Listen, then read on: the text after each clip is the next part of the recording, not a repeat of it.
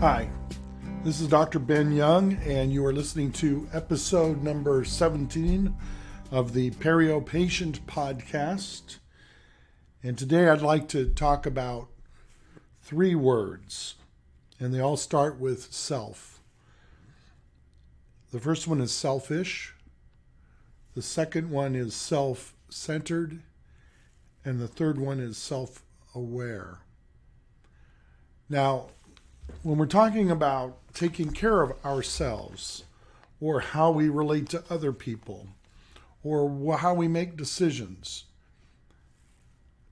these words are critical as to our perception of ourselves and of others.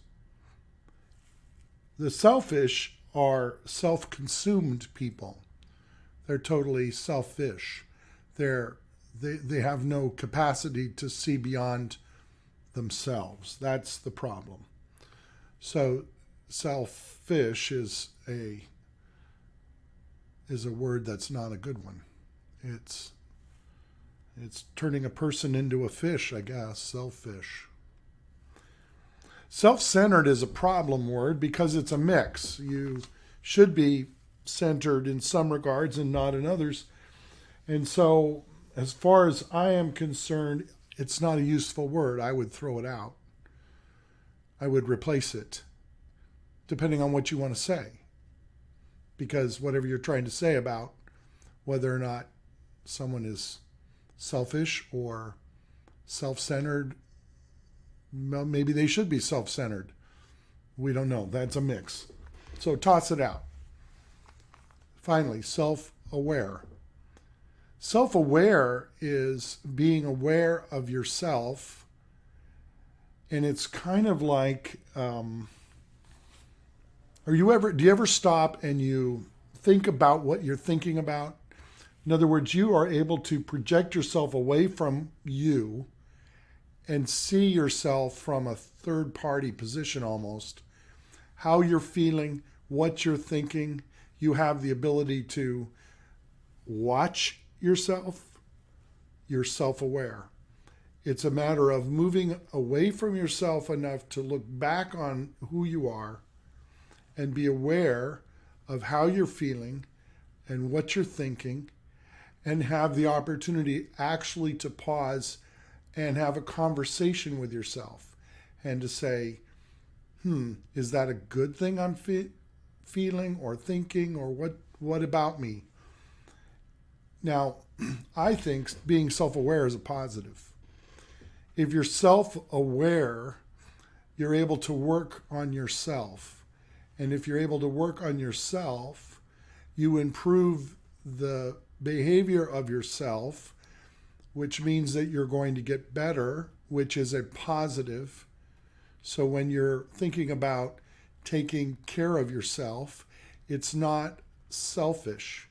It's not something you're doing because you're better than others. It's not that. It's that you are only you, and you can only care for others and love others out of yourself.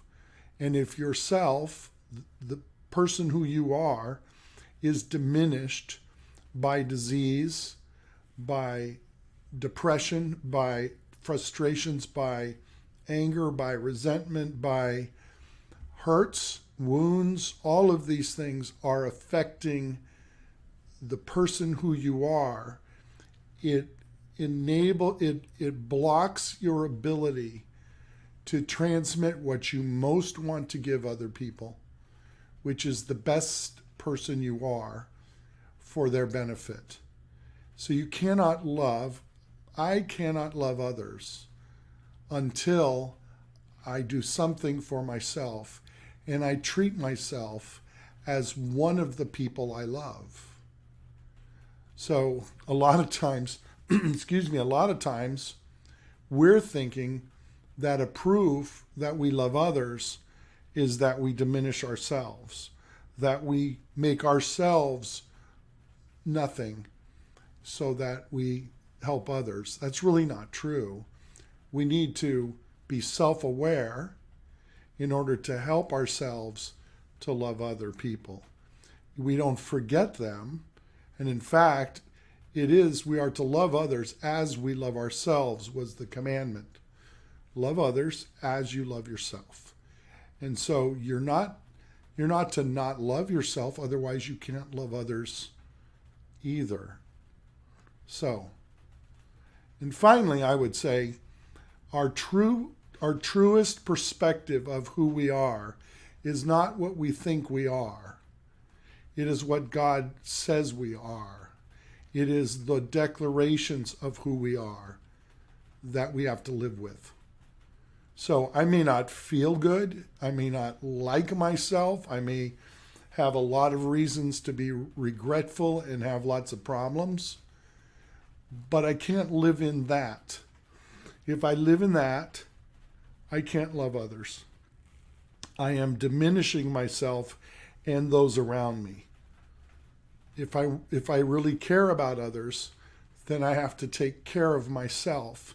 And the best way to take care of myself is to place myself under God's word for me, and He loves me. So I am a child of God. I accept that. I don't earn it. I didn't deserve it. It's just that that's what He tells me I am. So I have to accept that and live in it and be self-aware. That's all I got today. Have a good one.